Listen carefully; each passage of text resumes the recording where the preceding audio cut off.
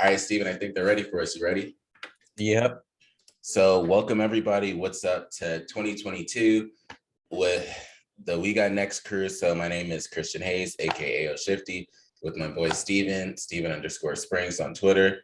We are appreciative of you guys always just sticking through with us, and we have a lot of big things coming up. Steven and I have had time away, so we're ready to give you guys good content and quality going into the new year, whether it's with sports or just chopping it up as normal, or even just giving you guys stories. So with that being said, Steven did go down to Penn State for the game. Well, he went down to Florida for the Penn State game. So how was that? It was dope. I went down with our boy Jay Hill, who's been on the Quick Slants. We went down Friday. We down New Year's Eve, hung out in downtown Tampa. It was 80 and like low of 70. So we were chilling by the water, chilling with all the yachts and all the money. And then Saturday was the game. We got the old saying, like, it pays to know people, like the right people. And we had a nice luxury box for the game, got a free everything. And it was pretty lit. And then hung out with some folks afterwards and hung out with some more people with some more money, and felt super out of place though, bro. I felt super out of place being around all that money and feeling like, am I dressed appropriately? Like, do I got the right shoes on? Like, but it was cool though. It was good. And then, we were just talking before this. We had all the snow down up in Maryland here, right? Did you get a lot? You got a lot of snow, right? Because you were down south of us. We got a good amount of snow, not nearly as much as I see me came into Reagan, how the Reagan and the Virginia snow was. No, so we flew out of BWI, and then we were supposed to fly back. We were supposed to fly back Monday morning. Yeah. Because BWI is only about 25 You're minutes. Closer to BW. Yeah. So we were supposed to fly back Monday morning and be home at like 11 or so, right? And we got a text. Everything was Gucci on the trip until about like 7:00 Sunday night. Southwest texted us and said, flight's canceled. Like, y'all are on your own. Like, they just, like, there was no like help button. There was no like, call us for like refunds or like to get you on a next flight or nothing. They were like, flight's canceled. You guys are on your own. Peace out. That was the last time we heard from Southwest. Oh my God. We had to scramble, and we were calling audibles, trying to think of like, I was, me, I was stressing too. At this point. I'm stressing because I gotta get back to the wife and kids. I gotta get back. I got work. And then it's like, how much snow are we gonna get? Are we gonna be able to fly back at all on Monday? So we ended up, the people we were staying with, their daughter, she ended up finding us a flight. So we had to fly. We had to drive from. So Jay Hill had a rental car, right? I picked out Enterprise. You can pick out with COVID and everything. Shout out to Enterprise though. You can pick out any car. Like, the keys are in there. You pick out any car you want. Like, you might pick he picked out a Ford F-150 online, but you can pick out any car you wanted. So of course, me and your boy down in Florida, it's the boys. I picked out a nice black on black Chevy Silverado for the boys, right? And we were good. So we had to go to Tampa's airport and like check in there for Enterprise and let them know, hey, we're gonna be driving this to Orlando, and we're flying out of Orlando because of our flight situation got canceled, and then we had to drive from Tampa to Orlando, which is like an hour and a half, so not that bad. And then we flew from Tampa eventually at like 2:45, almost 3:00, from Tampa to Harrisburg, PA. So we flew over our destination of Maryland. So got into Harrisburg at like 5:45. We went to Jay Hill's house, which is like, 20 minutes or so from the airport. Yeah. Then his sister drove us because his car was at BWI.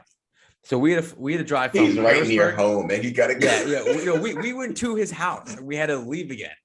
So we drove from Harrisburg to my house, and all the snow. We didn't hit snow until we were like, basically, if the snow line was like 30 miles south of of where it started, we would have been good. Like we could have flown into BWI, would have been home 11 a.m. No problem. So we had to drive to my house. His sister just turned around and went back to Harrisburg. I had to drive Jay Hill to the airport, which is about 25 minutes from my house. Then I finally got home. So we left Tampa at like 9:30 in the morning on Monday, and finally got back to the crib at 8:30 on Monday. But then he had to wait to shovel off his car, de-ice it. Then he had to drive another hour and a half back from BWI back to Harrisburg. So he didn't get home till like 10:30.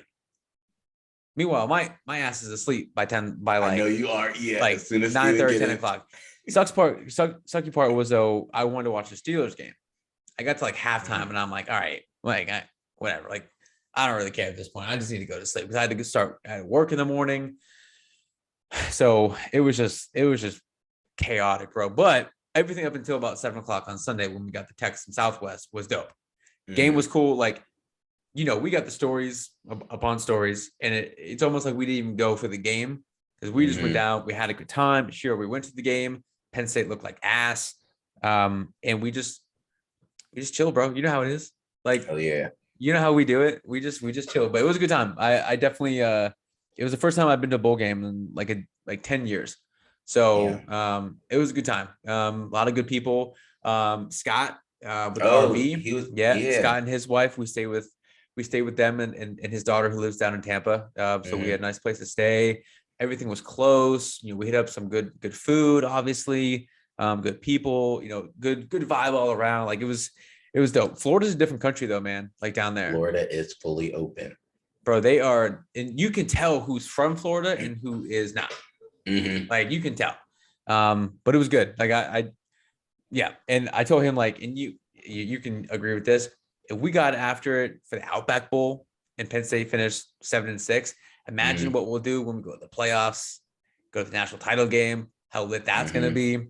Yes. So overall, like A+ trip, like one of the better Penn State games that we've been to in terms of just the whole weekend. So I can't wait for the next bowl game. So, well, we could share something in common. Both our teams lost. Yeah. You guys ODU looked a little better than Penn State did in that game. But I mean, we were duty, bro. You could tell the ones that go to the bowl games compared to the one that this is their first time. Well, Penn State I think we had almost double-digit players opting out. Dotson didn't play, did he? No, we had Dotson didn't play. Our left tackle didn't start. I think we were only down those two guys on offense, but then we lost, I think, 6 or 7 guys on defense. And, everyone declared for the draft and everything. So a lot of them were expected, though. Like Jahan Dotson was expected. Our left tackle, he was actually hurt, but he was going to opt out anyways. A couple of DNs, DBs, like everything was expected. Like after everyone opted out and we realized that like we didn't really have like a full team, we knew that we were gonna lose, but there was always hope. But overall, good trip. Happy I made it back one piece. No one got arrested. No one got in trouble. Nothing. That's always the good part. Nothing bad happened. So it was a successful trip. So I was gonna save this for the end, but since you talked about your New Year's plans and things you did, so we went to Charlotte because one of my friends Nice. was singing at like at some venue. So we were like, all right, we're going to go down there. I'm saying all this because someone in the group did have COVID. And what pisses me off is I viewed COVID as freeze tag. Like, you know how you play tag in school and you start off with like one tagger, right? Then it's like, all right, that was first COVID. Then Delta came. So you had like your 2-3 taggers to make the game a little tougher. Now, and I was telling my friends, I'm like, bro, it feels like you just added the goddamn teachers to COVID now. And like, you have the teacher list tag and like, anybody's about to get like, fuck it. Like you might as well just stay inside your place. Otherwise you're going to get it. So, but it was cool. I enjoy Charlotte. I tell everybody like that's a good time. Really, yeah. So we stayed and we didn't even know this. So we stayed at the Hyatt that's right next to the Spectrum Center where the Charlotte Hornets play. Yeah. And the day we were leaving that Sunday, we didn't even realize they had a game there. Like Charlotte is very different than other cities. Whereas the day of a game, you won't even know it's the day of a game because they'll just big tech place. And like, there's just like bunch of other random shit for like big businesses going on down there. Yeah, but with those two, so the Bank of America Stadium is not too far away either. And the way they constructed their stadiums is probably one of the more intelligent areas, because you see like all the other ones you drive by, like, all right, let's just stick it in the middle of nowhere, put a stadium there. Even like FedEx Field, let's just stick it on top of a hill so you guys could see it. Like, you can almost genuinely drive by Bank of America Stadium during the day, and it won't be the most important thing that's there, but they have enough space where it's not compacted. You can find parking and everything will be fine with those two stadiums. So, but that was mine. Yours is way much more fun. Mine was more so like, oh, you get to see fireworks reflect off a building and stuff like that. Oh, did you make it to midnight? So I did. I drove in. You didn't? Yeah, my ass was asleep. My ass was asleep by 10:30. Now, don't ask me what happened the next day, because we went to this one brunch place. I was the only one drinking there as much as I did. I probably had 6 flights of like the tequila shots. So it was like a lethal day. And I was like, all right, you know what? Told them to make me a Long Island with Jameson inside of it. They were like, how do you do that? Speaking of that, you know how like whatever comes in front of me at that time, after I've had my beers, whatever comes in front of me, like it don't matter. I'm gonna say, yeah.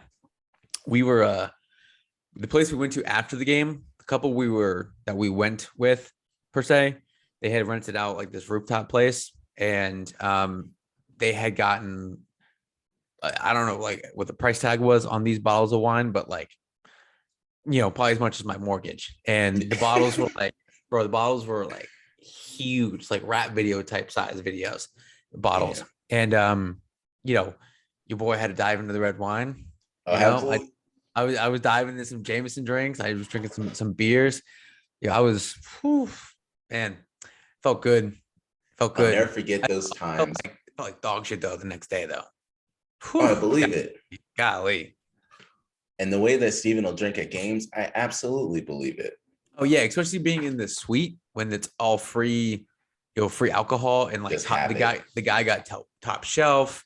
You know, remember that when we were tailgating, that Mercedes Sprinter that we would stop at with the Grey Goose, it was that guy who had the box.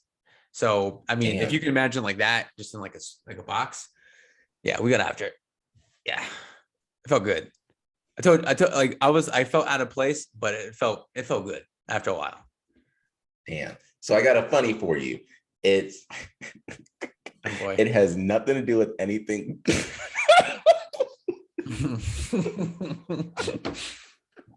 Yo, I saw this earlier, bro. I was cracking up. Yo, what is this goofy ass doing, bro? What is this goofy ass doing? I didn't even get to read the caption. Yo, and if anybody knows anybody with an Apple Watch, that's like this is like the real shit though. That really happened. This is what they're doing. My wife does that sometimes. Oh shit! You try to close the rings at night, bro. Why is he? Yo, like it's like heads bobbing different ways, shaking. I don't even know who's on the couch. Yeah, like, right. I can't even get. My guy on the couch is like, bro, what? Like, what the hell are you? What are you doing? They're both faded, but in different ways. They absolutely are. So I had that, and then I'll go into the crypto stuff quickly because there were some big things that did happen. So everyone that's probably looking at the prices, Bitcoin did end up dropping, but the more important thing is what happened, what the Federal Reserve did say today. And they said they were going to stop the quantitative easing and they were going to start increasing the interest rates.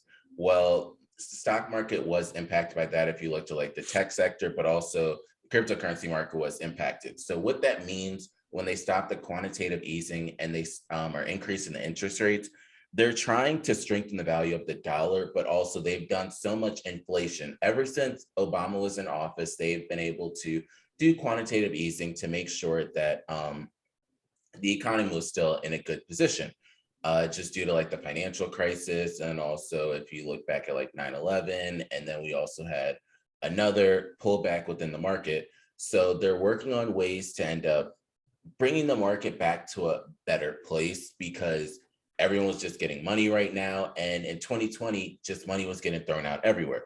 So they're working on bringing the interest rates back up. If you notice right now, people are saying it's a seller's market. Like everyone's buying houses. Of course, everyone's going to buy a damn house if you only have to pay like 2 to 3% or 0% for like the interest on the house. So that's another thing. And it wasn't going to last forever. I tried to explain to people, you can't just keep getting money thrown at you. The market's not going to just go up forever. They try to make that happen, but they have to slowly pull back on like slowly pull back on like paying, and then also like the interest rates have to go up.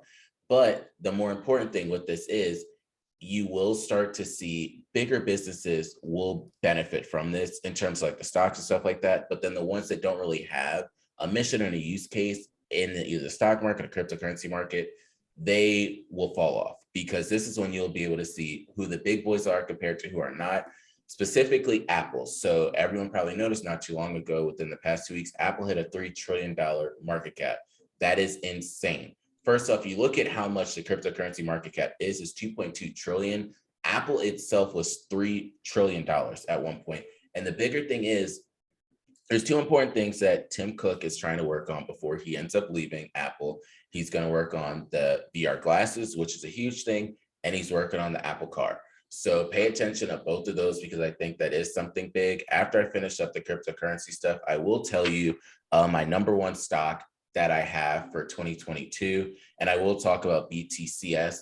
But Bitcoin is sitting at 43,000. Not too worried about it. Ethereum sitting at 3,500.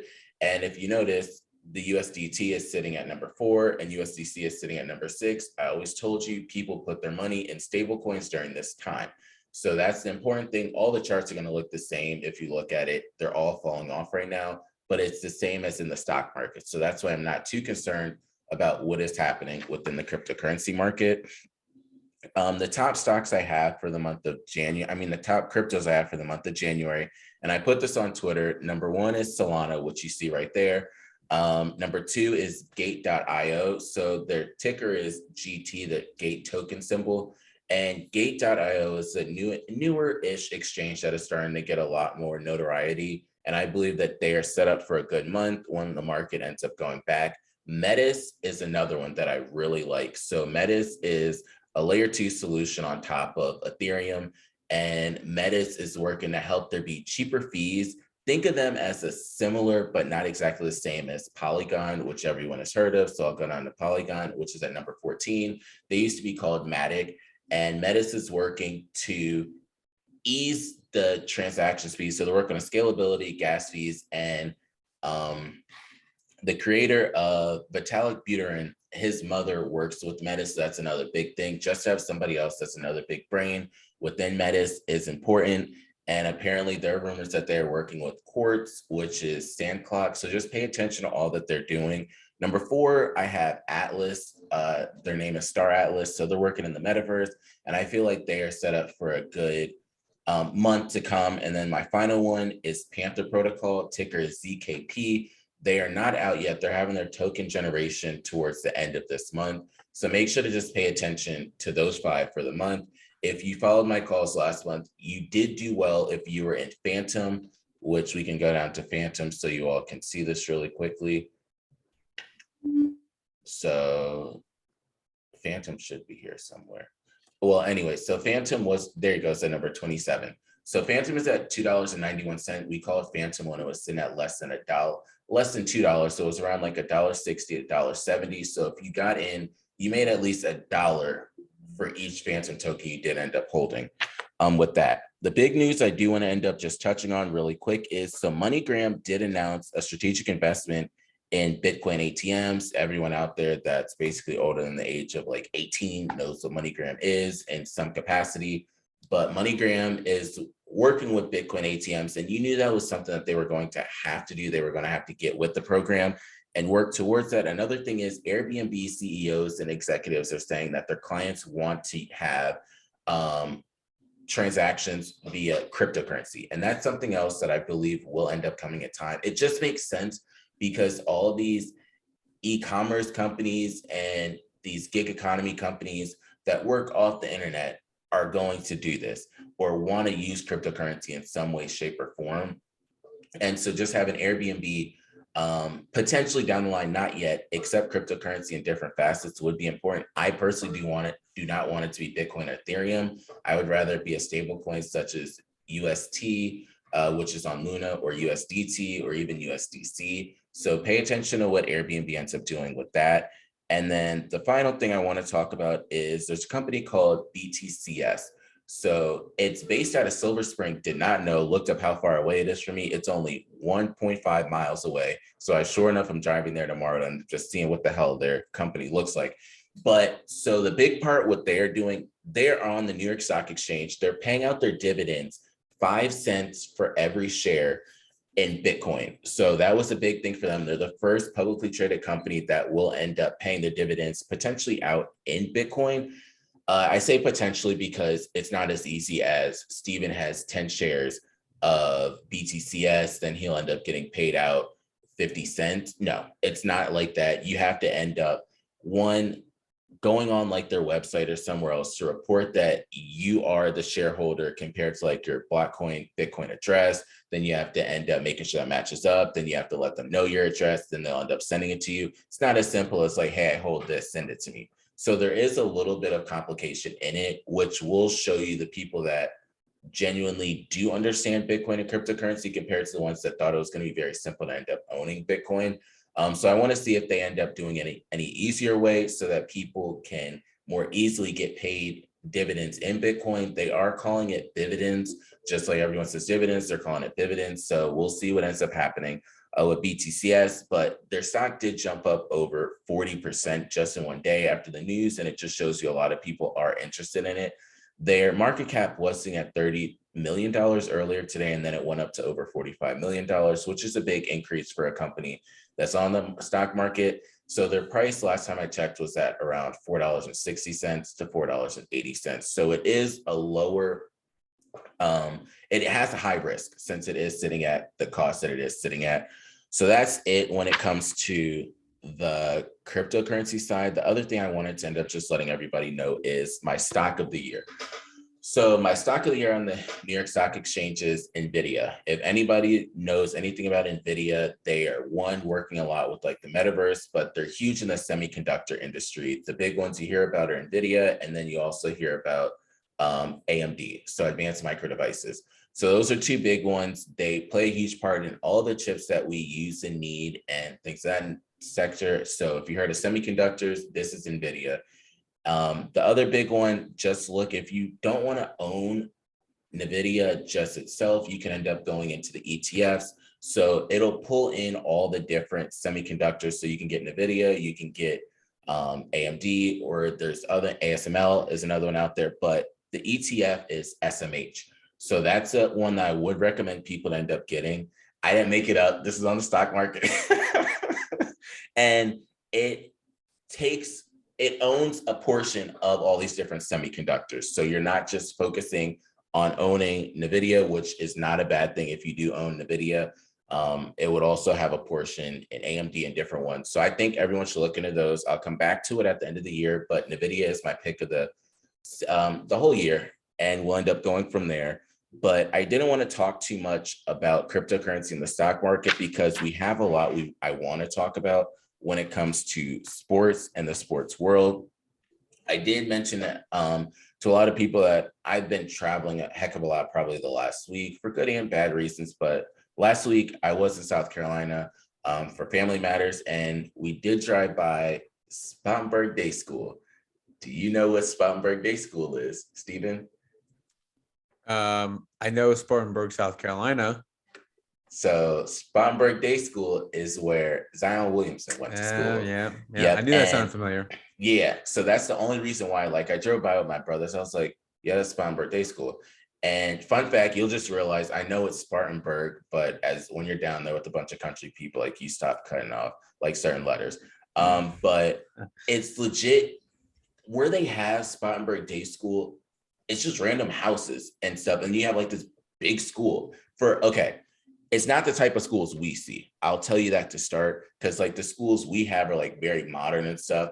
It looks like just a big school that's out there. So I'm like, I of course absolutely know Zion was the most popular person in like miles and a Miles. radius of that. Yeah. And what's For a wild long about that time is, too.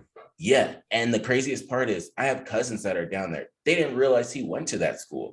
So it wasn't even like he was popular per se in that area right there, because everyone around there isn't necessarily understanding who Zion is. It's everyone else around that knew exactly where that school was. And he was social media famous too. So that was a thing I wanted to bring up with that, but I wanted to segue into his partner in crime back in high school. And I got to say, shout out to that man, John Morant, for all he's been doing this year. He's cooking, bro. He's he always shows up against the big teams, the big times. Yeah. Like he put up 40 against the Lakers when LeBron had like 36 or something like that. I don't know if you watched that game, that Lakers Grizzlies game. I don't think it was on TV yet, but I was streaming it. And speaking of the Lakers and LeBron, bro, and speaking of cooking, my man is balling. The last 18 games, he's averaging 31. His last I think 6 or 7 games, he's averaging 34, shooting well over 50%. I think he's shooting close to 40% from three. He's getting up to almost 80% from the line. That is big time. Yeah. That is not talked about enough. Unfortunately, he's playing damn near 40 minutes a game, which that's they not good. Cannot have, but he's been playing the 5, so we'll see. I mean, he's been playing the 5 since AD went down. So, I mean, what are they going to do when AD gets back? Put him back at the 4, and it's fine. What they're going to do is, Malik, get your ass out the game. Bro.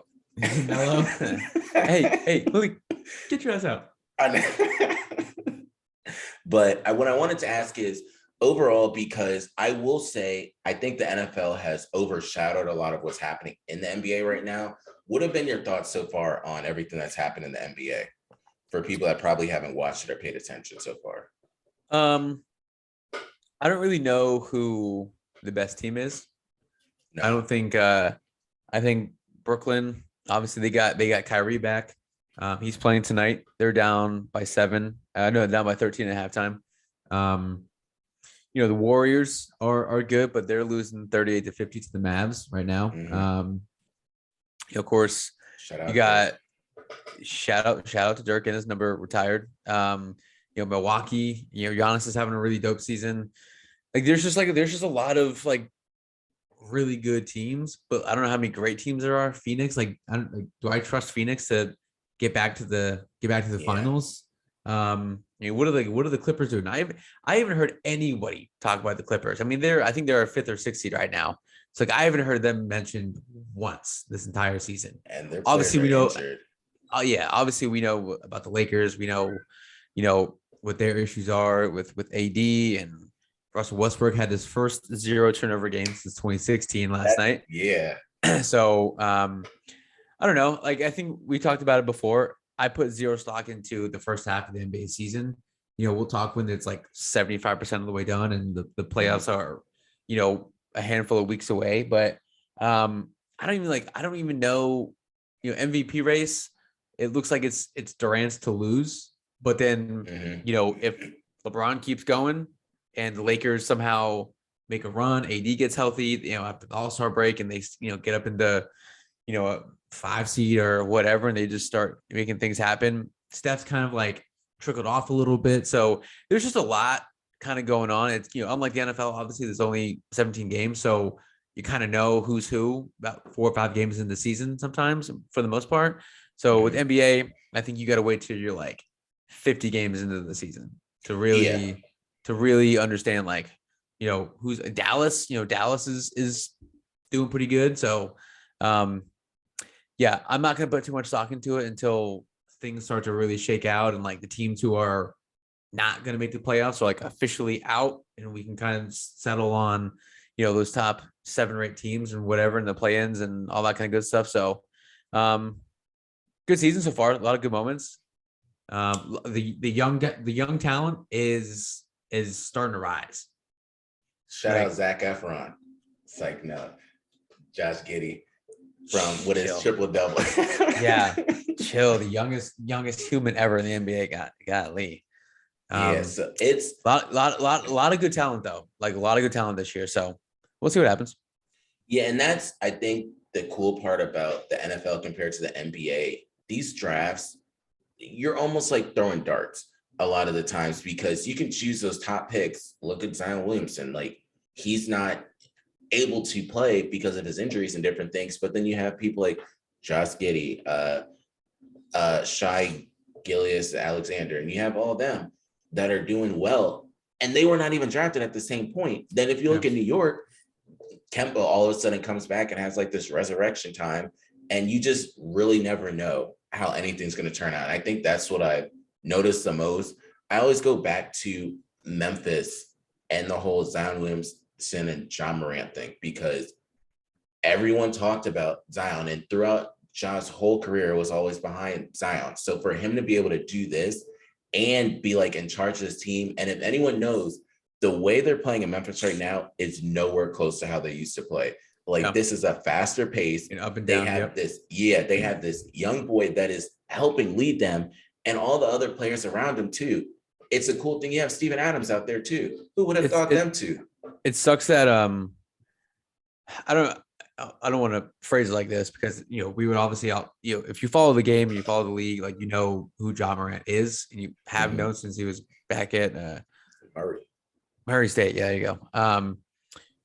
But it's kind of like Zion getting hurt, not that it made him step into the spotlight, because again, we knew who he was, but like now it's kind of like it's all on him. And it's not like Zion's like in and out of the lineup or whatever. Like, he's out. Yeah. He's out. So Ja and like Memphis is playing well. It's not like they're not in the playoffs. I think they're the fourth seed right now in the West.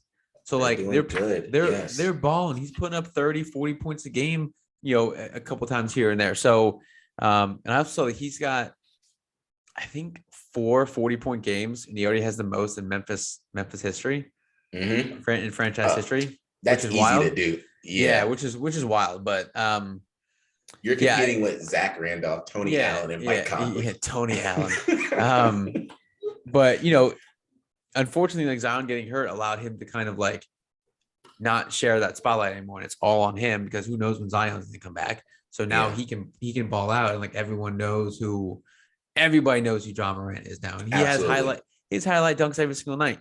Yeah, so he's one of those guys who he'll be the eventual one, like, face of the league, if you will. If Zion comes back healthy, he'll be there as well. But everyone always says the league is in good hands. Whatever they're talking about, the old heads talking about that, and they do say that. They all the time, and even if it's not, they'll say it.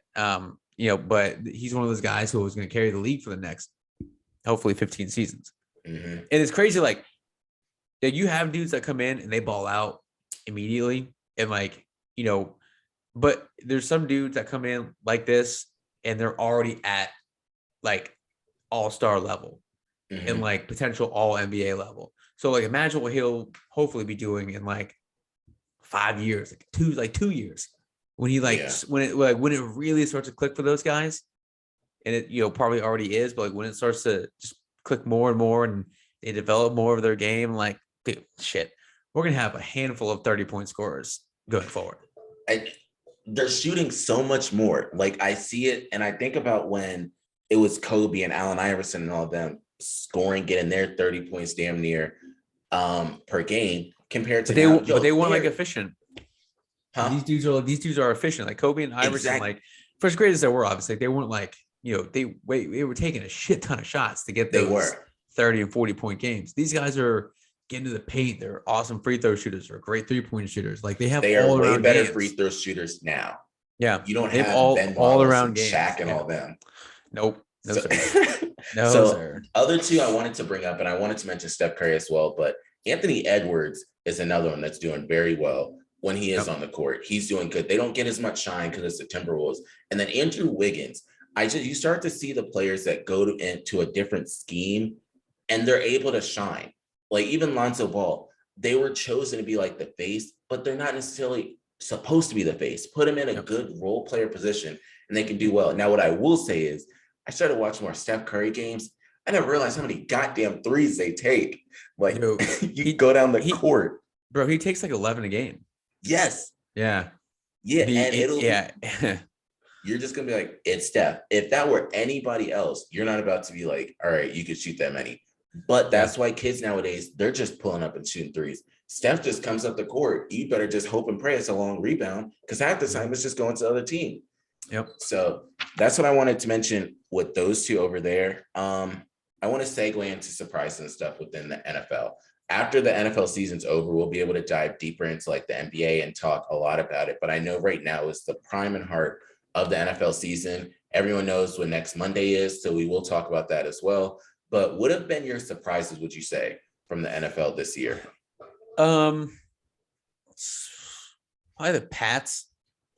I think I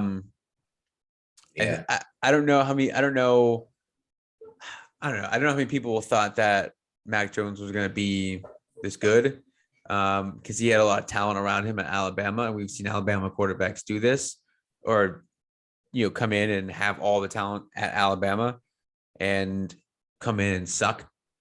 I mean, he's been by far the best Bama quarterback to come in the league and do anything. So that's a surprise. The Ravens look like shit, I think. So I want to talk about the Ravens because they should not be in the position that they're in. And people can go back to those two games when John Harbaugh and the team was like, let's just go for it and go for the 2-point conversion, where they could have been. No, go ahead. No, where they could have been compared to where they are. I think about those two games against the Packers and then the Steelers. If you would have just kicked the goddamn field goal, you don't know what would have happened. But I know you're thinking like you're playing Aaron Rodgers, you're playing Ben Roethlisberger. Who the hell knows what'll happen in overtime? But you doing that and Lamar out, you just set up a recipe for disaster. And honestly, they're 8-8 right now. Their record should be a lot worse because they had those first handful of games of the season where they were down double digits and they came back and won. And that, that was going to bite them in the ass. Like, you can't sustain that all season, obviously. No. Lamar gets hurt, and that didn't help. And I don't know if the Steelers, I had no expectations for the Steelers, speaking of them coming into the season. Because I knew this was going to be Ben's. I kind of just knew he did say it. Yeah, his last season. Don't know we had a completely new offensive line, rookie running back. Obviously he's tearing it up. Shout out to Najee Harris. Breaking Franco Harris's rookie record.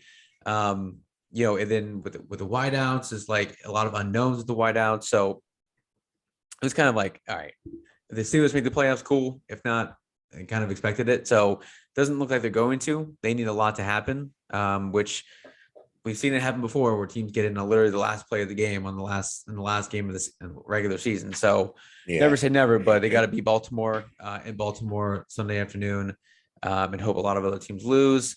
But in terms of other surprise, your boys in Philly, man, that's crazy. Only reason why it happened is they started running the ball. When Jalen Hurts almost got killed on Sunday, literally, like, oh my God, bro, I can't even. There were so many things, and I was talking to someone at work today. There were so many things that happened on Sunday in the NFL that I thought to myself, I have never seen that before. I haven't. They showed it in like one clip, and I was like, if he was a foot to his left, that shit would have crushed him. It's over. It's crushed over. Him. That would have knocked his ass out. Over. It would have probably would have given him a major concussion, broken a bones, like anything, dude. Like, that could have just severely ended him. It's not it's not funny, but and everybody knows, and you've been there, everybody knows FedEx Field is trash. It is. Yeah. I know exactly where that happened because I always sit on that side. Trash, bro. That stadium is dog shit. Yeah. And they're looking at a new stadium, but it's not confirmed. They're trying to make it near like the practice facility. Bro, it doesn't, like, they can play literally anywhere else. They can go play at the high school stadium down the street from me, and it'll be better than there. Other surprises, kind of looking at the standings right now. Cardinals are they've been like up and down this season. They fell off a little, but they're coming started back. off well, and they had a couple bad losses, but they're coming back. I don't really think anything else is too surprising. Packers are 13-3. I don't know how many people thought that they would be tearing it up like they are. Cowboys are. I don't trust the Cowboys. I don't trust Dak Prescott to win you the game. I think they're going to have to rely heavily on their defense. That defense is solid. Like It is that's solid. Parsons is in the COVID protocol right now. That's a He big is thing for the game. he does, yeah, huge actually. He does have a chance to play if he tests out of it, but we'll see. I mean, he actually tweeted out that his tweet. I don't know what it was word for word, but it was his disappointed and everything like that and whatnot. And sound like he's not going to be playing. So we'll see how that goes. But not like some teams that like surprised us with because they were better than we expected or worse than we expected. But I think the Pats being 10-6 was very surprising to me actually. Yeah. And then the Ravens being 8-8 right now and potentially 8-9. And I don't think their scenario to make the playoffs is wild. So I don't think that's going to happen. So, but Lamar's been hurt. So, but yeah, this is the, nitty gritty of the NFL season. So I'll tell you guys just a super quick story about the Ravens. Then I want to talk about everything that Steven brought up. So with the Ravens, when they were winning and they had a great record, since like all the season ticket holders, they send them an email saying like, hey, reserve your tickets now for the playoffs. Like they were hyped. Like they were talking about playoff tickets, home game playoff tickets. Everyone was like, oh, bet. Like all my tickets I had were like flying off the shelves. Like everyone was buying them. And then it just started going quiet. And then they were like, be a part of the bird's nest and make sure this. I was like, you really can't hype it up anymore. Like your season went down so fast. You are not getting a home game. Nope. Whoever was throwing money at y'all for this, because they gave you the option to like pay right now or like wait and see, but like reserve your seat. So they're going to be refunding so many people and giving back that money because they are not making the playoffs. They for sure are not getting a home game. And the big part about that is J.K. Dobbins is going to be an important part. So if anybody has J.K. Dobbins out there, he's going to probably be their main running back next year. It won't be like this merry-go-round that they have going on right now. Another thing is they need a wide receiver. You saw what happened with Mark Andrews. You force feed him so much, they start to know where it's going to go. You can't stop Mark Andrews, but in clutch time, you can end up like triple teaming him. Yeah. And that's like the big thing. I think that's my first thing. Another thing is talking about what happened at the Redskins game. I think I was so much in shock as to all the people that fell were so in shock that they couldn't even give the real reaction that they wanted to Jalen Hurts. Like you saw them fall and all they could do was like get up and kind of hold him. These people were falling and like they were still like taking pictures of him like and taking videos as they were falling. And these dudes are getting up. And if you watch that video, it's one of those things where you notice something different every single time you watch that video. You watch a new person fall in such a painful way every single time. Like there's one guy, your boy smacks his head on the ground. There's one guy who like slides down the railing, like the whatever it is, slides down and like runs into the wall. There's another guy who pops out of nowhere who's wearing a full on like helmet, shoulder pads. I saw him. I don't know where he came from. And then all these dudes just like huddle around Jalen Hurts and they're taking selfies and like, they probably, I don't know if anyone got seriously injured. It didn't seem like it. And I didn't see anything afterwards, like reports about people being seriously hurt. Hope not. But, I'll text to you afterwards, but there's a picture. I wonder if I can show it on here. That was probably one of the crazier things. I thought we'll get into the AB thing. That you can, no, you can't. They put the like the railing back up. They put it up with zip ties. Bro, it doesn't even look tight. These dudes just went to Ace Hardware and got some zip ties, and they're still like they did. It's not even like secure to like the other part of the railing. It's just like chilling, it's just floating there with zip ties. 3 black zip ties. They're just trying to get through. That's so wild. They don't have another game at home. That's it for them. So they got a lot to do on the field and in their stadium. Yeah. I think with the Eagles, the big thing is, so seeing where the Eagles were in the beginning of the year, when I went to like the Chiefs game and you saw the earlier games, they didn't run it as much. And they started running it a hell of a lot more. It almost didn't matter who they had running it. Although it was Miles Sanders, Jordan Howard, Boston Scott that was there, Jalen Hurts running it up himself. You saw a lot of progression out of Jalen Hurts. Do I think he's where we need him to be? No, not yet. But you can absolutely tell the connection him and Devontae Smith have. It's one of those that it's going to help them. Rager kind of just does Rager things. Quez Watkins is another one that people need to watch out for. I don't think he's going to be some stud, but he's like your Deshaun Jackson and stuff. So they're going to lose in like the first round or so. I personally don't care. All I really care about is we about to get them 3 first-round picks. That's really what matters. And so for them to be in like a rebuild year and to get the 3 first-round picks is something that I really like, and it's exciting. The other thing, talking about Devontae Smith,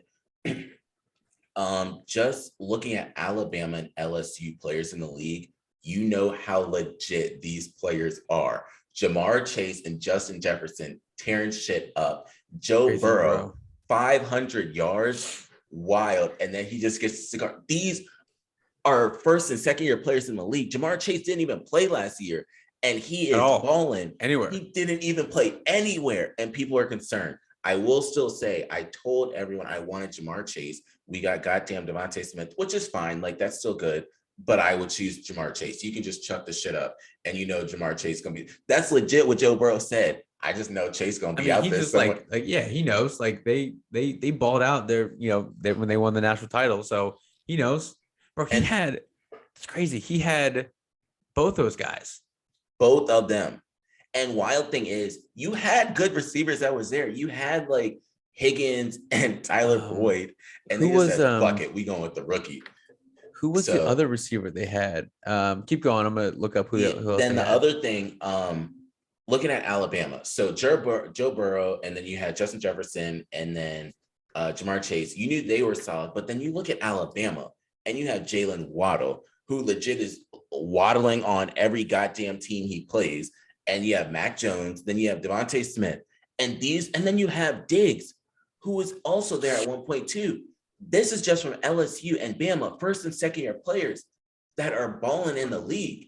And it just shows you what these two schools are doing and why everybody wants to draft them. Will I say the Eagles messed it up 2 years in a row? Absolutely. Because you could have had them both, and you chose to get those two. Devontae Smith is good, but he's not Jamar Chase. It's kind of like when people tried to compare Amari Cooper to Kevin White. And it was like, come on, you guys can't be doing that. I remember that. Burrow, his Heisman season and the one year they won the national title. I mean, obviously he had a dope year. He had 5,600 yards and 60 touchdown passes. Damn. Which, real quick before I get into this, there was a kid from Western Kentucky this year who broke Joe Burrow's yardage record, and I think he broke the yardage record and the touchdown passes record for the year. I don't care.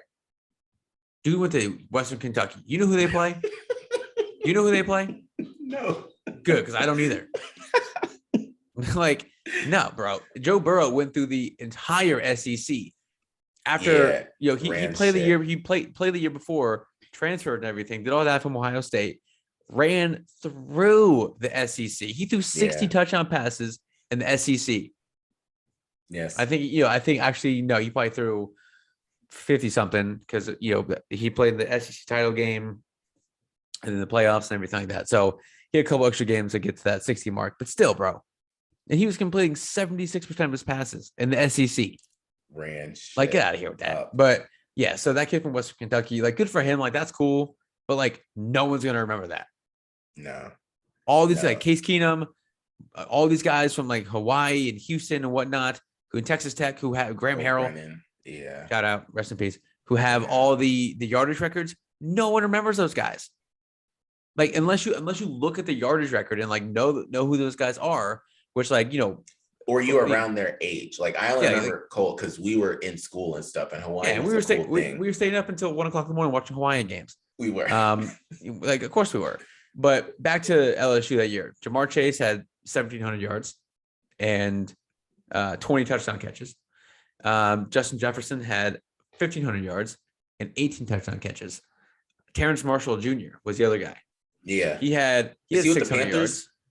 I can't remember where he's at now. He has 600 yards and 13 touchdown passes. So shout out to those guys. But yeah, he's with the Panthers. I thought so. Ooh, he only had 17 catches for 138 yards this year. That's Yeah, tough. it's his first year. But what can you do? The other thing before I talk about coaches, AB and Big Ben, I wanted to talk about how they're doing this COVID stuff. Not going to go too super in depth because that's when people get deleted and stuff like that. But it's so crazy thinking about what Cole Beasley said, and you start to see it more and more now, how he's like, you guys test me so much more because I'm unvaccinated compared to all these vaccinated players be playing on the field with COVID. And you start to look at it and you start to understand how all they need is like a supposed negative test, or like you have to be asymptomatic and then you'll kind of be able to play.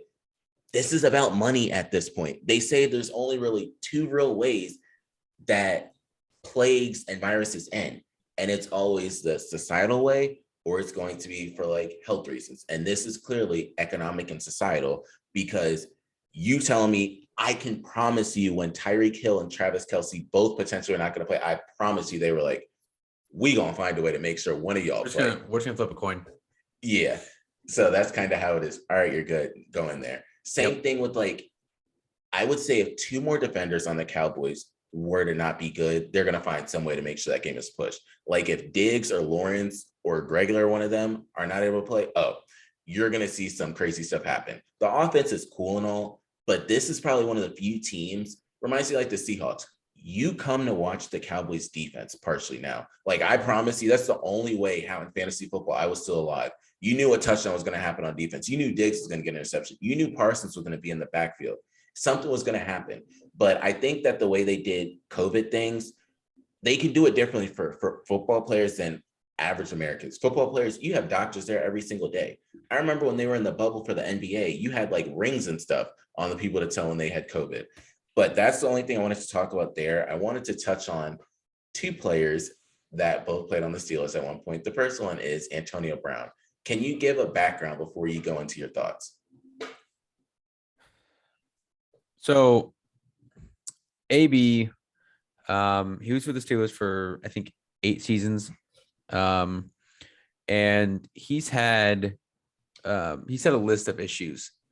Like he always did like random stupid shit like in games with the celebrations and like just things where you're like, oh, come on, bro, like you don't need to do that.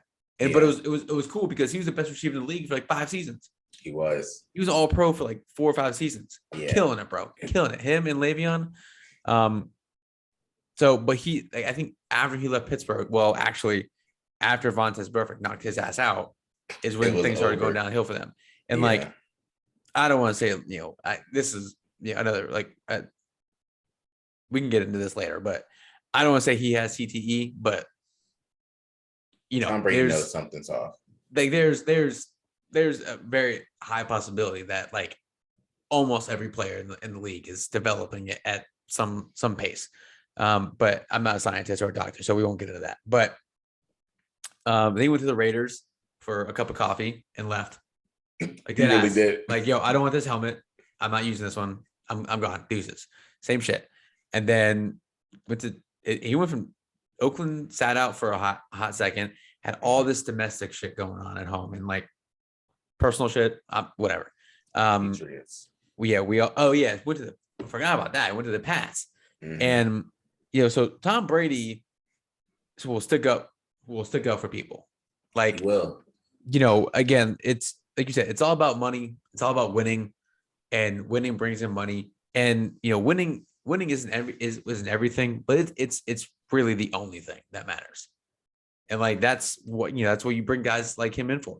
Sure, like they bring a shit ton of baggage, which he has a lot of that, but like he helped them win Super Bowl last year. Yeah, like people forget that. Like he was a big part of that team last year in their run. So they brought him back, and like he had the whole fake COVID vaccine thing. That was interesting. They still kept him. And then obviously Sunday, needed him. They had no receivers. Everybody was getting hurt. You can't rely on Gronk like you used to when you're in New England. Mike Evans has had a lot of drops recently. Leonard Fournette's out. Obviously, Chris Godwin's out for the year. Yeah. So they needed him. Like, they absolutely needed him. And then Sunday, bro, I've never seen that before. I have been watching, and you've been watching sports. I'm not saying it's like we're 60 years old, but we've been watching sports basically our entire life. And we've seen some crazy shit in sports, whether it's like, on the field or off the field, like on the court, off the court. We've seen some crazy shit happen in sports involving athletes. I have never seen a dude just say, fuck it, I'm done, and just dip. Like, the he closest dipped. I thought Bro, was Davis. Bro, no. It wasn't even that bad. No. That was like halftime. Y'all in the locker room. That's different. Bro, this guy took off. He took off his shoulder pads. Something just like clicked. And there's a whole lot of stories that came out afterwards, and we're never gonna know what's true. Know the truth. Yeah. Because everyone's gonna stick with their story. And like that's what makes this fun, because we're never gonna know. We just talk about what we think. So there were stories like he had the incentives. He had 3 different incentives, all equaling up to like $1 million. Yeah. He had to get X amount of catches, X amount of yards, and X amount of touchdowns. They still got 1 game left. I know they clinched. A lot of those guys weren't going to play, and everybody was aware. Those types of things, incentives that can equal that kind of money, everybody knows. Yeah. The players know, coaches know. All right, so let's just try and get this guy's catches. If it's like 10 catches, 200 yards, and 6 touchdowns, like, you're not gonna get it. But his was like 5 catches, 80 something yards, and a touchdown over the span of 2 games. Very likely to happen with the Bucs and Tom Brady. So he knew, but apparently he's been battling some knee injury. And then Bruce Arians wanted him to go in. AB didn't want to go in. He played in the game. Like, I watched the game. Like, he played and he was moving well and he was doing good. And like, they made a comeback and they ended up winning the game. But there was some disconnect of like, Bruce Arians wanted him to go in. AB didn't want to go in. And then he literally just said, fuck it. Like, Mike Evans tried to calm him down. And Mike Evans said, fuck it. Like, all right, you know what, dude? You're going to do you. I'm not stopping you. Yeah. He took his shoulder pads off. The Bucs were driving. The Bucs were on the field. That's what the Bucs were on. The Bucs were on offense, and they were trying to make a comeback. They were still down at this point. He just ripped off his shoulder pads, threw that shit, and just took off his shirt, took off his gloves, wristbands, whatever he had on, chucked it into the crowd, and just said deuces, and just left. It's not even like he went down like the sideline behind the end zone, like you see when players when they're injured. Bro, he went onto the field. He went onto the field and went into the end zone, and his team was huddling. There's a picture of him doing like the deuces and like jumping up in the air. Bro, his team is huddling behind him, and he just said deuces and just left. My guy was in an Uber so before the game was even over, and then he was at the Nets game the next night. What's so crazy is because I listened to Pat McAfee, then of course, like all the different people I follow online, they told me he called a specific person, Danny the Hustler, who like knows New York and everything like that. He came, picked him up, was in the car with him. Like, I got AB in the back. He went to the studio. Made a video about it. He was also on Good Morning America, Danny. But then AB made a rap song, then was at the Nets game. He didn't even go nowhere. He stayed in the city.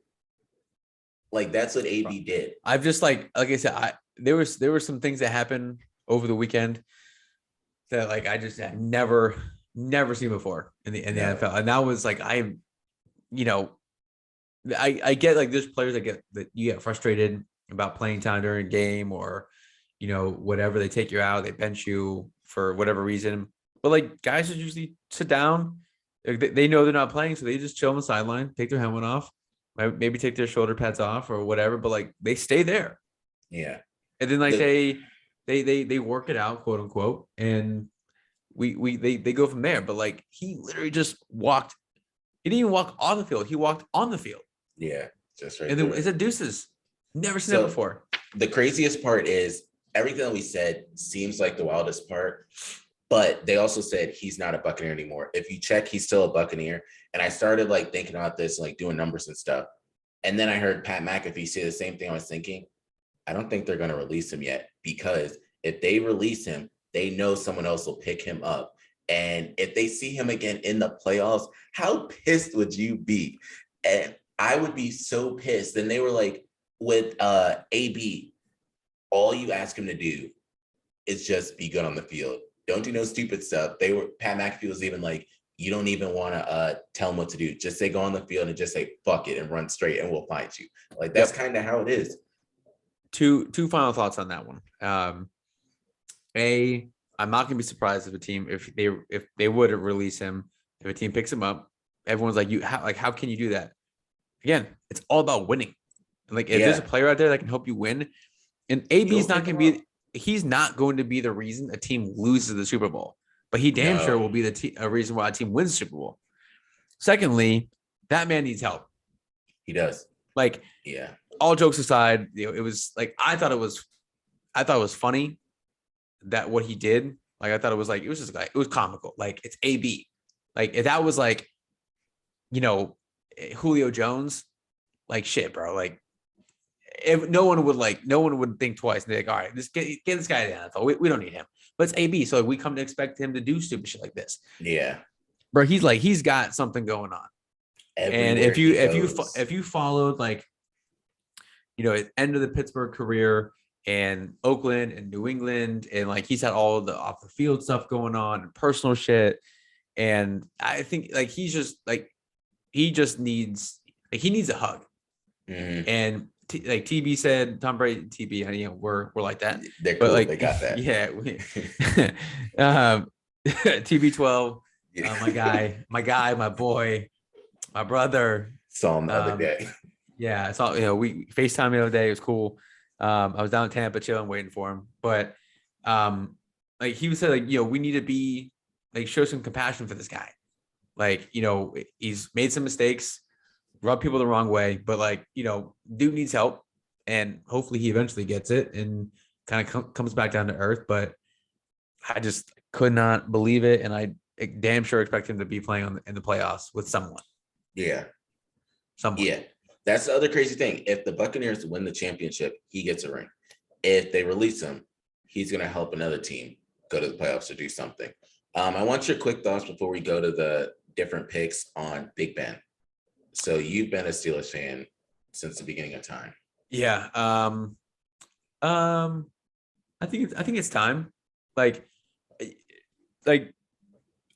People I know will bring up everything that happened with Ben off the field, right? And I'm very good at separating, and you are too, separating on the field, because we're talking about sports, and all the negative shit that happens with these guys is not sports. I know, we still have to, they still got to deal with it. They still, it's still, they're athletes, so we're gonna know everything that they do and all that goes on. So you can't deny whatever's going on. It's just there. But if we're strictly talking about on the field and what he's done for the Steelers over the course of the last 17 years has been since he came in the league. I mean, I'm thankful. Yeah, he's he is Pittsburgh. Blue collar city. It's not glamorous. It's a nice city at times, but it's not glamorous. It's tough. And that's, Ben's taken some big hits, but I mean, he's won 2 Super Bowls, got us to a third, had a lot of dope games. He's going to be a Hall of Fame, for probably first ballot Hall of Famer. So I appreciate Seven. I appreciate Ben. First name basis again. I appreciate that.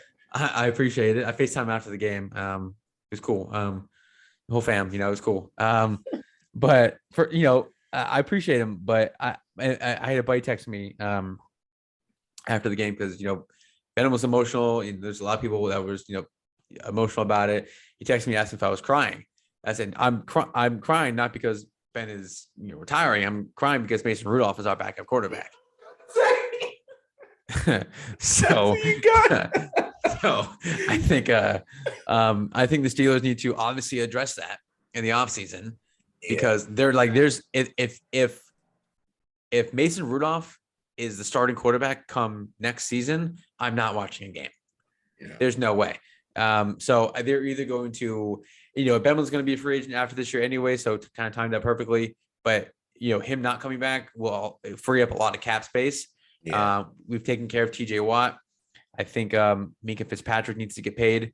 I think there's a couple other guys. I don't think we have any core guys that need to get big dollars. So I think it allows us to potentially explore getting guys. I think we've all heard the rumors of Russell Wilson, Aaron Rodgers, Maybe Kenny Pickett drafting him. So they're either gonna have to trade for somebody or find a free agent or whatever, or bring someone in for a year until if they're maybe the next draft class of quarterbacks. But I from what I've heard and like some people that I've read up on and talked to, I would not be surprised. And this is gonna be my hot take for Rodgers. No, my hot take for the NFL offseason. Russell Wilson will be in a Pittsburgh Steelers uniform come next fall. Calling it right now. And we gotta it's Wednesday, January 5th at 9:20 p.m. on a Wednesday. Mm-hmm. If that happens, shout out to your boy. All I'm gonna say is Houston Texans and Christian. Now I want ain't no way. All I'm gonna say is two more. What are your thoughts on Ben? Being a non-Steelers fan, because Steelers fans love him. Love him to death. But he's probably outside of maybe Troy Polamalu, like in recent Steelers memory, he's probably the most favorite Steelers. But like as like a NFL fan, you respect him because he did not get injured that often, and he was one of those big quarterbacks. You were just confused why you couldn't bring him down with just like one person. It took numerous people, and I think, especially from an Eagles fan standpoint, but also a team that doesn't have a quarterback that stays for a long time, you like the longevity that you don't have to worry about. And every team wants that centerpiece that you can build around, but it's always afterwards like, oh shit, what do you do? So I definitely love Big Ben for one, who he is. I wish I could have been at the last game? Yeah, I honestly, to be honest, if I had known this was going to be Big Ben's last game, I wouldn't have sold my Ravens Steelers tickets. But nobody knew it was going to be like Big Ben's last game. He's one of those players that when you do separate it, you look at all that he's done and you're like, wow, him and Tomlin have done a hell of a lot up there. And no losing seasons. None. So they've had some 500 seasons, but no losing seasons in 15 years or however long it's been. So now you end up having to see, can Tomlin and the Steelers do what Belichick and the Patriots can do by getting another person? They will once they get Russell Wilson. Yeah, because if it's Mason Rudolph, oh my gosh, I don't even know what's going to happen there. No. Now, what coach? Give me one coach you think that will get fired or needs to get fired, since Black Monday's coming up. Will get fired. That's tough. I'm gonna say dude from Chicago. Matt Nagy, 1,000%. He needs to be gone. He needs to be gone. He's gone. And I would say Kevin Stefanski, coach of the Browns, he's still gonna be there. I don't think he gets fired. I think because they're gonna keep Baker. They're not gonna let him go. There's no way. I was gonna say my thing was one of the two got to go. Otherwise, it's just gonna be average. No, I think they're gonna ride it out for another season or two. Actually, Baker's coming up on the extension, which I think he got one already, didn't he? I thought he got one already. Regardless, I don't think he gets fired. I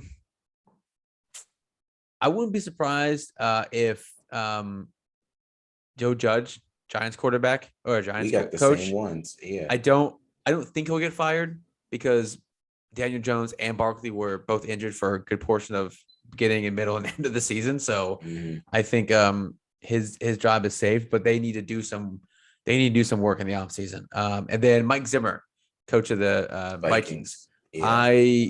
They've been mediocre. They've been mediocre at best for the last handful of seasons. They've had some moments, but like moments don't win you Super Bowl. So wouldn't be surprised if he goes. I think, trying to think of who. At least 3 to 4 coaches are going to be gone. And the big thing is always figuring out who it is, because Urban Meyer messed up the easy one. Yeah, so I think Matt Nagy's going to be the first one gone. Yeah. Coach the Bears. Yeah. You got too many quarterbacks over there that's getting too much money. So you got to figure out what is going on there. Watch out for Jim Harbaugh making a move back to the NFL. You think he would leave Michigan? I don't, but it wouldn't surprise me. Like, Mhm. I never thought Urban Meyer would go to the NFL, and well, here we were. But I don't think he'll leave Michigan. I think he loves the amazing gold or amazing blue. But I wouldn't be surprised. That shit happens more times than I guess we think it does. But So what do you then, got? since you brought up, honestly, mine was Matt Nagy, like Yeah, 1,000%. That's the first one on the list. 1,000% gone. Yeah, first one gone. Mike Zimmer, I think as though something has to change because you have two studs that are there. You have Cook and you have Jefferson, and you better not keep wasting their years. I don't know how long they'll keep Alexander Madison. I think him and Tony Pollard are going to get starting jobs somewhere soon. I don't know when it's going to happen. So you got to think of what you're going to do there. And Kirk Cousins, he's average. He's not. I thought you were going to say ass. Oh, on Monday night and Sunday night, yes. Yeah. He is not amazing. But they have good receivers and they have a good tight end. Osborne's doing good. You also have Conklin that's up there. So they're not bad. You just got to figure out what you're doing as a coach because Minnesota fans definitely want more. I would say if there weren't so many injuries, I was going to say Joe Judge.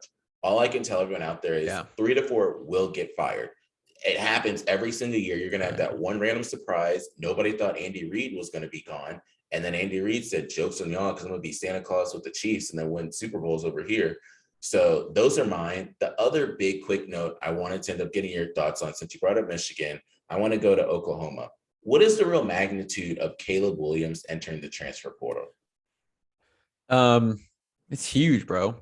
Like they've lost 2 5-star quarterbacks. But they got one.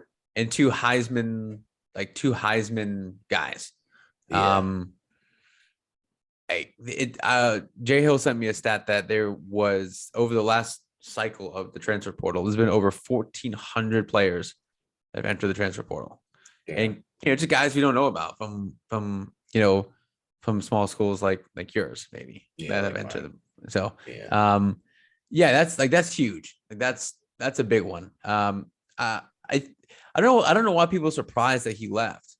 I mean, like when a new coach comes in, his coach left. Like, I mean, I know he played in the bowl game and he wrote it out for a little bit. Maybe that kind of hinted that he might come back, but and he's still got 3 years left too.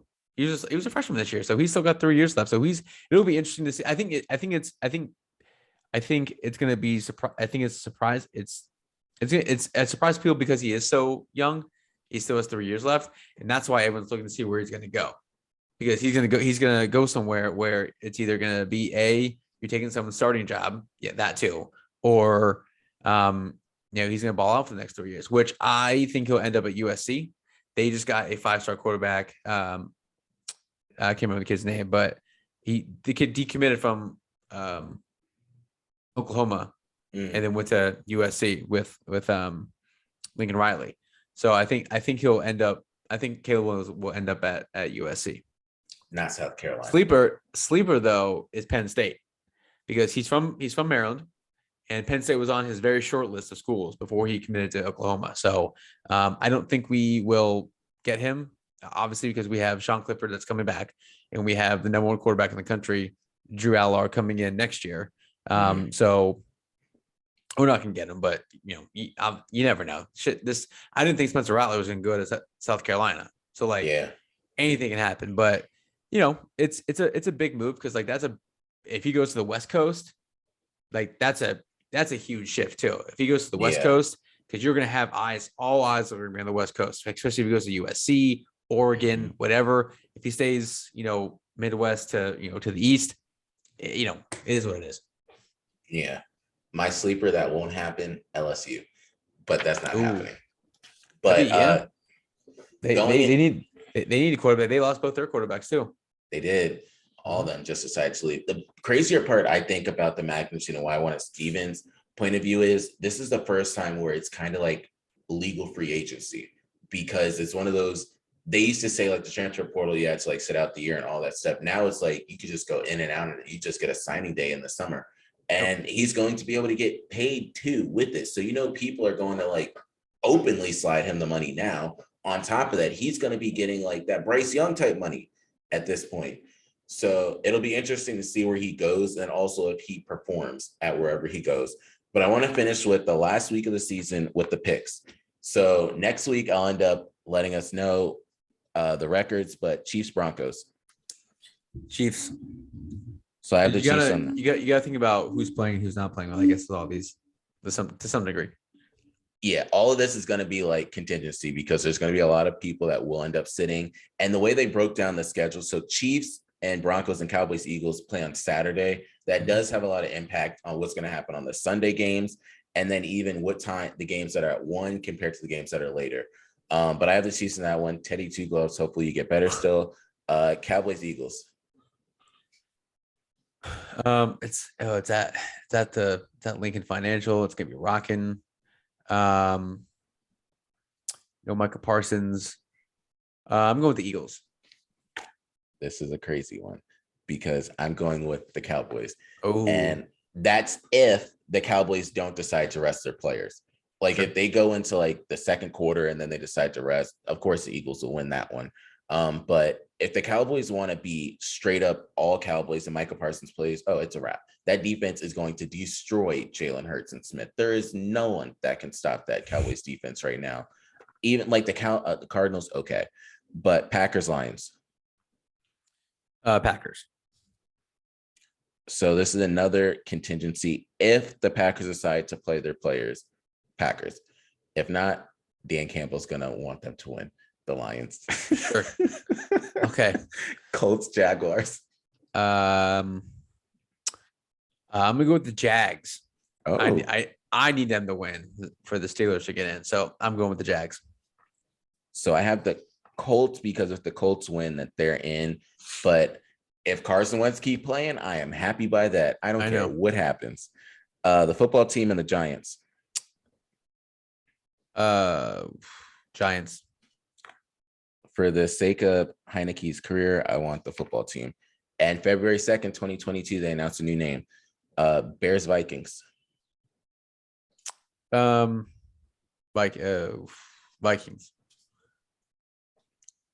I have the Vikings. Titans, Texans. Titans. Titans still look not bad. They're walking along to get in there. And Derrick Henry's coming back. Yeah. If he looks good in the playoffs, that's scary for next year too. But I have the Titans. Hopefully Julio can do something if he wants. Yeah, AJ Brown. Wake up. Yeah, we had a Deshaun Watson spotting. Steelers, Ravens. I'm going with the Steelers. I'm picking. I'm finally going to pick the Steelers. We don't even know if Lamar's going to play. We all know what that means. It means they're going to lose. And y'all won't be in the playoffs at that rate. They both. So this is an interesting game because they both have a chance to make the playoffs with ifs on the line. Mm-hmm. Bengals, Browns. Bengals. Browns are shit. Browns are shit. And the Bengals just look like the best team in Ohio. They are resting, I think, pretty much everybody. The Bengals? Bengals, yeah. So Burrow said he's out. I think Jamar Chase is out. Mixon's in the COVID protocol. So they won't have a lot of people, but the Browns, Baker Mayfield is also not playing. He had surgery, so he's out.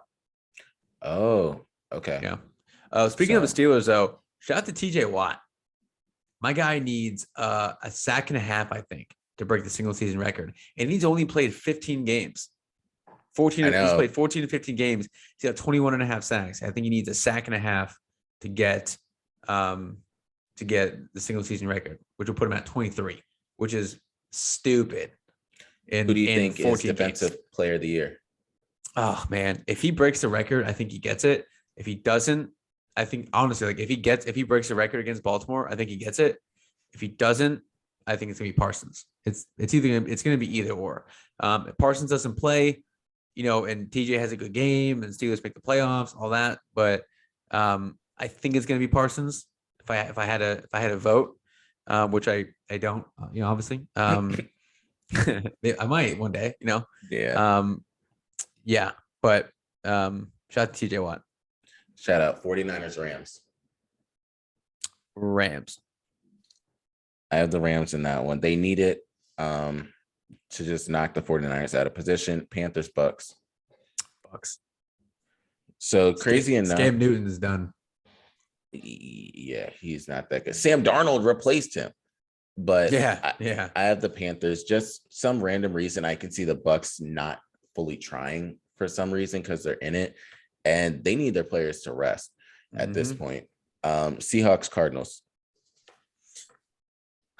I'm gonna go with the Cardinals. So I have the Cardinals. They need a win just for position seeding.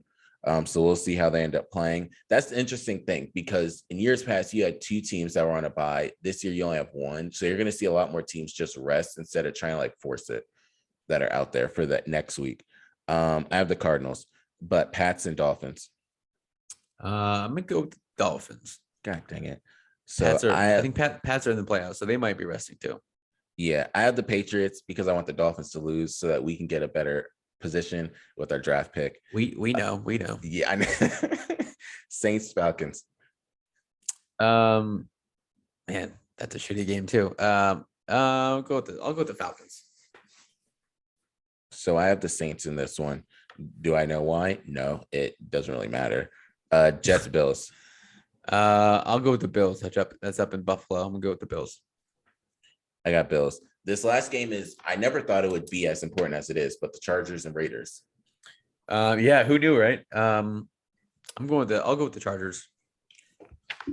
As much as I like the Chargers, I'm going with the Raiders for the simple fact that if they win, they're basically going to be in. And how amazing would that be for them to be in after the shitty year that they have had? They just got another person that got a DUI. Yeah. Like, these players fall off, and Derek Carr still somehow rises above all of this. So I mean, yeah, he's a big fan of the man upstairs. So yes, because this man has had so much shit happen. Coach gone, receiver gone forever, defenders gone. Like, and they still find a way. Waller COVID, and he was injured. It was him and Renfro just chilling throughout the year. Yo, really though, it really was. It really. We were watching the highlights of that game, and Jay Hill was like, "Bro, I cannot believe that Hunter Renfro has like made like a good career so far." Yes, third in Renfro. He's not like balling, putting up like all pro numbers, but like he's been super solid. Good for him. Yeah, good for him. So that I have the Raiders in that one just because it'd be a feel good story. Before we close out, 2 big things I wanted to talk about. So I was in the championship game in one of my leagues for fantasy football. I lost because of goddamn DK Metcalf. Like, I was so pissed. I had Tyler Lockett. He had DK Metcalf. I had Tyreek Hill. He had Travis Kelce.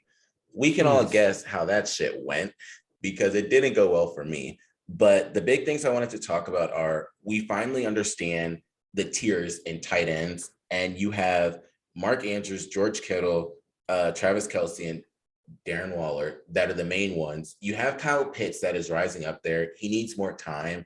And then after that, kind of just is its own little thing. I can't put Gronk up there right now because he either gets injured. When he plays, he's going to get the ball. But that's basically it. And I got to say, shout out to Cooper Kupp. The season that he's had, and you also have to just give more praise to Calvin Johnson, because Johnson did this in 16 games, and Cooper Kupp is doing this in 17 games. And Calvin Johnson played for the Lions too, so that's even more impressive. That's some shit. Yeah. Yeah. So what you got for the people? Shout out to 2 people. Shout out to Jay Hill for hooking up your boy with, good time down in Tampa for the game. Shout out to my wife for holding it down.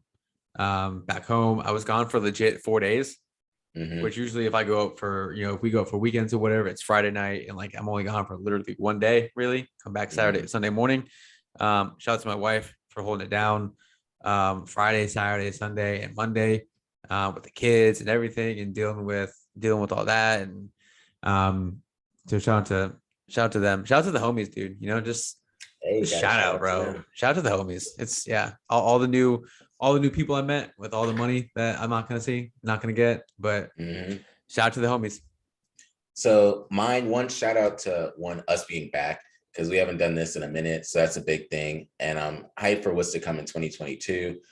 Something I didn't know is that DC residents can get like COVID tests for free, like if you go to fire station, like libraries. So I got to say shout out to Miss Kersey, who'll be hooking me up with different COVID tests out there, but also just looking forward to one next week, what's going to come in like Black Monday, and then also stay tuned for what we have with the NBA, because that'll be exciting and what's going to happen there.